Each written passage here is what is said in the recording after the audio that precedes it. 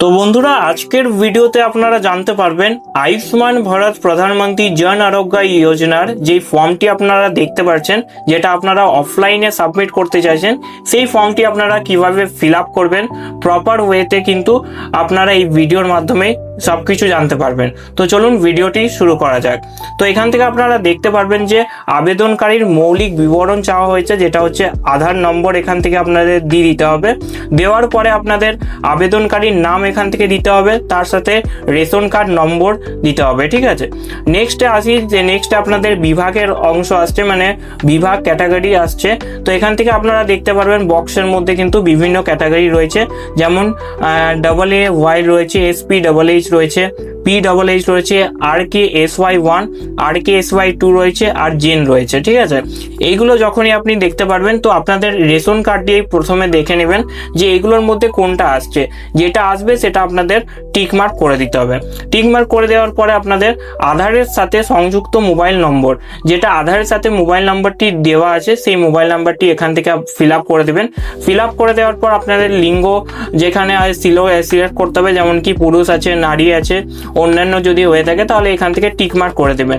তো এটা আপনি করার পরে জন্ম তারিখ, যেই আধার কার্ডটা একবার চেক করবেন যে আধার কার্ডে যেই জন্ম তারিখটা দেওয়া আছে সেই জন্ম তারিখটা কিন্তু এখান থেকে ফিল আপ করবেন DDMMYY ফরম্যাটে। ঠিক আছে, ফিল আপ করার পরে আপনাদের সম্পূর্ণ ঠিকানা মানে ফুল অ্যাড্রেস আপনাদের এখান থেকে ফিল আপ করে দিতে হবে, যেমন বাড়ির নম্বর, রাস্তা, গ্রাম, ওয়ার্ড নম্বর, যে কোনো মানে যতগুলো আপনাদের আছে সবগুলো কিন্তু এখান থেকে ফিল আপ করতে হবে। আপনি একবার আপনার আধার কার্ডের ব্যাক সাইডটা চেক করে নেবেন, সেখানে কিন্তু অ্যাড্রেস প্রপারলি দেওয়া থাকবে, সেই অ্যাড্রেসটাই কিন্তু এখান থেকে আপনারা ফিল আপ করে নেবেন। ফিল আপ করে নেওয়ার পরে এখান থেকে আপনাদের জেলা আসবে। তো জেলা আপনি কোন জেলা থেকে বিলং করছেন সেই জেলার নাম ফিল আপ করবেন। তার সাথে আপনাদের ব্লক ULB নাম্বার যদি থাকে বা ব্লক যে ব্লকটা থাকবে সেইখানে আপনি ফিল আপ করবেন। গ্রাম পঞ্চায়েত বা ওয়ার্ডের নাম্বার, গ্রাম পঞ্চায়েত হলে আপনি এখানে ফিল আপ করে দিবেন গ্রাম পঞ্চায়েত। আর পরিবারের প্রধানের নাম এখান থেকে ফিল আপ করতে হবে।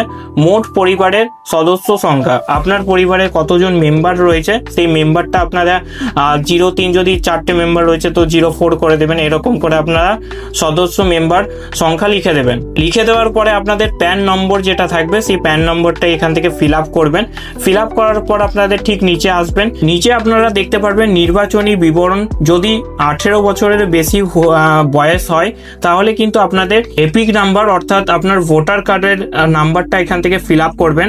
তারপরে এসি নাম্বার ফিল আপ করবেন, সেটা হচ্ছে আপনারা দেখতে পারবেন যখন আপনারা একটা রিসিভ পেয়েছিলেন ভোট দেওয়ার আগে, সেই রিসিভে কিন্তু এই সব নাম্বারগুলো দেওয়া থাকবে। পার্ট নাম্বার মানে অংশ নাম্বার যেটা থাকবে সেটাও কিন্তু আপনারা দিয়ে দিবেন।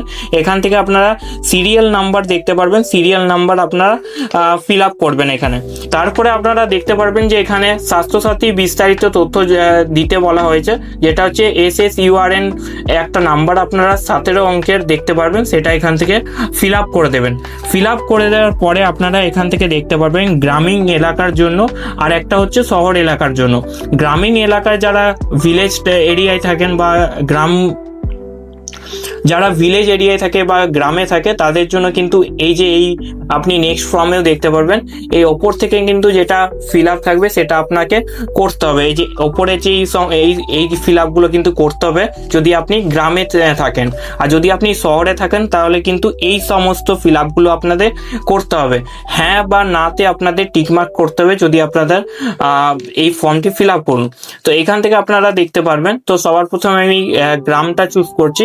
আর গ্রামে থাকেন তারা কিন্তু এইখানে দেখতে পারবেন কাঁচা দেওয়াল এবং কাঁচা ছাদ সহ মাত্র একটি ঘর যদি থাকে আপনাদের তাহলে হ্যাঁতে টিকমার্ক করবেন, যদি না থাকে তাহলে কিন্তু আপনারা নাতে টিকমার্ক করবেন। এখানে আপনারা আরেকটা দেখবেন যে এখানে বলা হয়েছে 16 থেকে 59 বছর বয়সের মধ্যে কোনো প্রাপ্তবয়স্ক সদস্য নেই।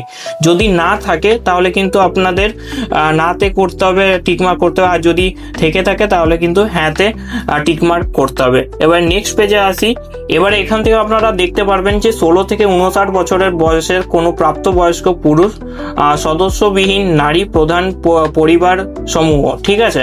তো এটার মানে হচ্ছে কি, যে যদি পুরুষ কোনো ইনকাম করে থাকে বা ইনকাম যদি নাও করে, তাহলে কিন্তু এখান থেকে হ্যাঁ বা না টিকমার্ক করবেন। প্রতিবন্ধী সদস্য এবং কোনো সক্ষম দেহী প্রাপ্তবয়স্ক সদস্য নেই।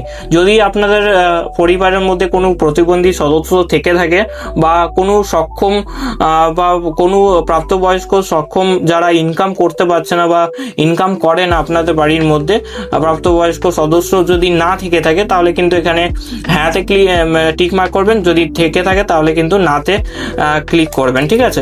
এখান থেকে আপনারা দেখতে পারবেন যে এসসি বা এসটি পরিবার সমূহ, যদি আপনাদের ফ্যামিলি বা পরিবারের মধ্যে এসসি শিডিউল কাস্ট হয়ে থাকেন বা শিডিউল ট্রাইব হয়ে থাকেন, তাহলে কিন্তু এখান থেকে হ্যাঁতে টিকমার্ক করবেন। আর যদি না হয়ে থাকেন তাহলে কিন্তু নাতে করবেন। কারণ অন্যান্য যেগুলো আর রয়েছে, যেমন ওবিসি রয়েছে, জেনারেল রয়েছে, সেখানে কিন্তু এখানে শুধু এসসি বা এসটি বলা হয়েছে, ঠিক আছে। এখানে আপনারা দেখতে পারবেন যে ভূমিহীন পরিবার সমূহ যাদের আয়ের প্রধান অংশ আসে দৈনিক মজুরি ভিত্তিক শারীরিক শ্রম থেকে, যারা দিন মজুরি কাজ করেন, যারা ইনকাম করে দিন মজুরি করে, যাদের কিন্তু কোনো জায়গা জমি ব্যাপার নেই, শুধু দিন মজুরি করে কিন্তু জীবনযাপন করেন, তারা কিন্তু এখান থেকে যদি করে থাকেন তাহলে কিন্তু হ্যাঁতে করবেন। আর যদি না করে থাকেন তাহলে কিন্তু আপনাদের টিকমার্ক নাতে দিতে হবে। এখান থেকে বলা হয়েছে যে নিঃস্ব ভিক্ষার উপর নির্ভর করে জীবনযাপনকারী, যারা ভিক্ষে করে বা নিঃস্ব কিছুই নেই তাদের, কিন্তু ভিক্ষার ওপরই তাদের জীবনযাপন করা হয়, তো যদি করতে সেরকম কোনো ব্যক্তি রয়েছে তারা কিন্তু হ্যাঁতে করবে টিকমার্ক। আর যদি না করে থাকেন তাহলে নাতে করবেন। এবার হচ্ছে ম্যানুয়াল স্ক্যাভেঞ্জার পরিবার সদস্য যারা রয়েছেন। ম্যানুয়াল স্ক্যাভেঞ্জার বলতে বোঝানো যাচ্ছে যে এখানে যারা যেই সমস্ত সাফাই কর্মীরা রয়েছে তাদের পরিবারের মধ্যে যদি হয়ে থাকেন তাহলে হ্যাঁতে করবেন। আর যদি না হয়ে থাকেন তাহলে কিন্তু নাতে করবেন। এখানে বলা হয়েছে আদিম উপজাতি গোষ্ঠী সমূহ, যেই সমস্ত জাতি কিন্তু আদিবাসী টাইপের জাতি যেই সমস্ত রয়েছে তারা কিন্তু যদি হয়ে থাকেন তাহলে কিন্তু এখানে হ্যাঁতে টিকমার্ক করবেন। আর যদি না হয়ে থাকেন তাহলে কিন্তু আপনারা নাতে করবেন। এখানে আরেকটা আপনারা দেখতে পারবেন যেটা হচ্ছে আইনগতভাবে মুক্তিপ্রাপ্ত বন্ডের শ্রমিক, ঋণদাস শ্রমিক, যেগুলো হচ্ছে মানে একটা টাইমে তারা যদি লোন বা কোনো সময় ঋণ হয়ে থাকে আর কোনো পেপার সিগনেচার করা আছে যে আপনি সেই ঋণটা কিন্তু আমরা কাজ করে শোধ করবো, সেটা যদি কোনো শ্রমিক হয়ে থাকে তাহলে সেখানে কিন্তু হ্যাঁ করবেন। আর যদি না হয়ে থাকেন তাহলে কিন্তু না করবেন। এবার আসি শহর এলাকার যারা থাকেন, যারা টাউনের মধ্যে থাকেন, তাদের কি আপনাদের হ্যাঁ বা না করতে হবে। তো এখানে আপনারা দেখতে পারবেন যে আবর্জন যারা কুড়ায়, যারা আবর্জন কুড়ানেওয়ালা আছে, যারা আবর্জনা কুড়ায় তারা কিন্তু হ্যাঁ করবেন। আর যদি না সেরকম কাজ করেন তাহলে কিন্তু আপনারা না করবেন। এবারে নেক্সটে আসি। নেক্সটে বলা হয়েছে যে এখানে ভিখারি যারা রয়েছে তারা কিন্তু হ্যাঁ করবেন। আর যদি না হয়ে থাকেন তাহলে কিন্তু না করবেন। এখানে আরেকটা অপশন আছে যেটা হচ্ছে গৃহকর্মী। এবারে আপনারা যদি বাড়িতে কোনো কাজ করেন, বাড়ির সমস্ত যে কোনো কাজ করে ইনকাম করেন, তো আপনারা কিন্তু এখানে হ্যাঁতে টিকমার্ক করবেন। আর যদি না করে থাকেন তাহলে কিন্তু নাতে করবেন। এখানে আরেকটা বলা হচ্ছে রাস্তার ফেরিওয়ালা, মুচি, হকার, আর রাস্তার কাজ করা অন্যান্য সেবা প্রদানকারী ব্যক্তি, যারা রাস্তার সাইডে যে কোনো কাজ বাজ করে থাকে, তারা যদি আপনি হয়ে থাকেন তাহলে কিন্তু আপনারা হ্যাঁতে করবেন টিকমার্ক। আর যদি না করে থাকেন তাহলে কিন্তু নাতে করবেন। এখানে আছে নির্মাণ শ্রমিক, প্লাম্বার, রাজমিস্ত্রি শ্রমিক, রং মিস্ত্রি, ওয়েল্ডার, নিরাপত্তা রক্ষী মানে সিকিউরিটি গার্ড, কুলি এবং অন্যান্য মাথায় বোঝা বহনকারী শ্রমিক, যারা মাথায় করে জিনিসপত্র বহন করে, তারা যদি সেরকম কোনো কাজ করে থাকেন তাহলে কিন্তু আপনারা এখান থেকে হ্যাঁতে করবেন। আর যদি না করে থাকেন তাহলে কিন্তু আপনাদের নাতে টিক করতে হবে। এবারে এখানে বলা হয়েছে ঝাড়ুদার, স্যানিটাইজেশন কর্মী, মালিক যদি হয়ে থাকেন তাহলে হ্যাঁতে করবেন। আর যদি না থাকেন তাহলে নাতে করবেন। এখানে আপনারা দেখতে পারবেন যে বাড়ি ভিত্তিক কর্মী, কারিগর, হস্তশিল্প কর্মী, দর্জি, আপনি যারা দর্জি টেলার যারা জামা কাপড় সেলাই করেন, তো তারা যদি হয়ে থাকে তাহলে আপনারা হ্যাঁ করবেন, আর যদি না হয়ে থাকেন তাহলে তো আপনাদের না করতে হবে। এখান থেকে পরিবহন কর্মী যারা গাড়ি চালায়, চালক, কন্ডাক্টর, চালক ও কন্ডাক্টর সহকারী আপনারা দেখতে পারবেন, ঠেলা গাড়ি, রিক্সা চালক, ঠিক আছে, যে সমস্ত গাড়িগুলো রয়েছে সে যারা গাড়ির ড্রাইভার তারা যদি হ্যাঁ এই বক্সে কিন্তু হ্যাঁ করবেন, আর যদি না হয়ে থাকেন তাহলে কিন্তু না করবেন। এবারে অনেকে আছে যারা ছোট প্রতিষ্ঠানের দোকান কর্মী, সহকর্মী, পিয়ন, সাহায্যকারী, ডেলিভারি সহকারী, পরিচালক, ওয়েটার যদি হয়ে থাকেন তাহলে কিন্তু এখান থেকে হ্যাঁ করবেন। এইগুলোর মধ্যেও যদি না হয়ে থাকেন কিন্তু তাহলে আপনাকে নাতেই ঠিক করে দেওয়া হবে। এখান থেকে ইলেকট্রিশিয়ান, মেকানিক, অ্যাসেম্বলার, তারপর মেরামত কর্মী যদি হয়ে থাকেন তাহলে কিন্তু আপনারা হ্যাঁতে টিক করবেন, আর যদি এগুলোর মধ্যেও না হয়ে থাকেন তাহলে কিন্তু আপনাদের নাতে টিক করতে হবে। এবারে এখানে বলা হয়েছে যে ধোপা বা চৌকিদার, ধোপা বা চৌকিদারের মধ্যে যদি আপনারা না হয়ে থাকেন তাহলে কিন্তু আপনাদের এটা হ্যাঁ টিক করতে হবে নাতে, আর যদি হয়ে থাকেন তাহলে কিন্তু হ্যাঁতে টিক করবেন।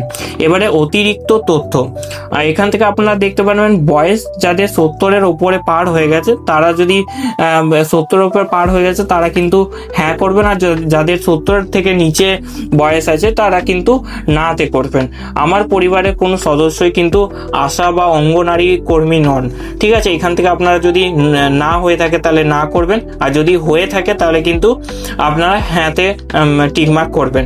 এবারে এখান থেকে আপনারা দেখতে পারবেন বর্জন মানদণ্ড পরীক্ষা করুন।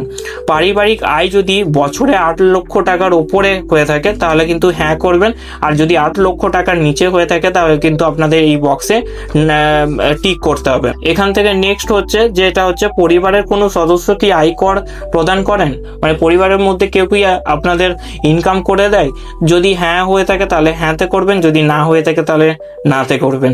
এবার নেক্সট অপশনে হচ্ছে এসআইয়ের WBLA 2026 ভোটের জন্য ASD তালিকায় পাওয়া গেছে, যদি পাওয়া গেছে তাহলে আপনি হ্যাঁ করবেন, আর যদি না পাওয়া গেছে তাহলে না করবেন।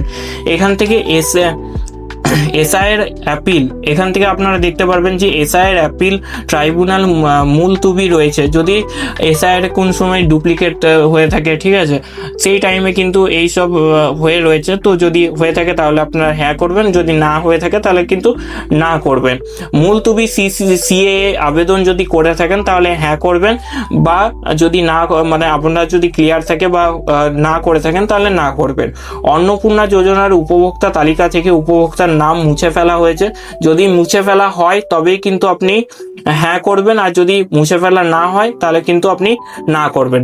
এবারে এই যে ফর্মটা আপনারা দেখতে পারবেন এটা হচ্ছে 3rd নম্বর ফর্ম। এই ফর্মটা কমপ্লিট করলে কিন্তু আপনাদের ফর্ম ফিল আপ কমপ্লিট হয়ে যাবে। তো এখান থেকে আপনারা দেখতে পারবেন আবেদনকারীর ঘোষণা ও সম্মতি, ঠিক আছে। তো এখান থেকে আপনাদের টিক মার্ক করে দিতে হবে, আর স্বাক্ষর এখানে আপনাকে সিগনেচার করতে হবে। সিগনেচার যদি আপনারা না করেন তাহলে কিন্তু একটা টিপ ছাপ দিয়ে দিবেন, তাহলে কিন্তু হবে। এবারে এখান থেকে আপনারা দেখতে পারবেন রিসিপ্ট, এই রিসিপ্টটা যেটা থাকবে এটা আপনাদের কেটে দেওয়া হবে। এবারে অনেক সময় অনেক ক্যাম্পে কিন্তু কি হচ্ছে যে এইগুলোও কিন্তু আপনাদের ফিল আপ করতে বলা হচ্ছে। এবারে কেউ যদি ফিল আপ না করে তাহলে কিন্তু আপনারা নিজেরাই ফিল আপ করে নেবেন একটু কষ্ট করে। এখান থেকে আধার নম্বর প্রোভাইড করবেন, আবেদনকারীর নাম দিবেন, রেশন কার্ড নম্বর দিবেন, লিঙ্গ দিবেন, পুরুষ, মহিলা বা অন্যান্য যেটা হয়ে থাকবে সেটা, জন্ম তারিখ দিবেন, বাস আপনার এই ফর্মটি কমপ্লিট হয়ে যাবে। এবারে লাস্টের যে ফর্মটা থাকবে সেটা কিন্তু শুধুমাত্র সরকারি ব্যবহারের জন্য। এই ফর্মটা কিন্তু তারাই ফিল আপ করে দেবে, যারা ক্যাম্পে থাকবে তারা কিন্তু এইগুলো সমস্তগুলো ফিল আপ করে দেবে, তো আপনাদের ফর্মটি সাবমিট হয়ে যাবে খুব সহজেই। তো বন্ধুরা, আশা করবো এই ভিডিওর মাধ্যমে আপনারা খুব সহজভাবেই কিন্তু ফর্ম ফিল আপটি কমপ্লিট করতে পেরেছেন। আর যদি করে থাকেন তাহলে অবশ্যই একটা লাইক করবেন, কমেন্ট করবেন, আর অবশ্যই চ্যানেলটিকে সাবস্ক্রাইব করে বেল আইকনে প্রেস করে অল দ্য নোটিফিকেশন করে রাখবেন। এরকমই আরো ভিডিও আসতে চলেছে, কারণ এই টাইমে আপনাদের আরো অনেক কিছুই ইনফরমেশন এই চ্যানেলের মাধ্যমে আপনারা পেতে থাকবেন।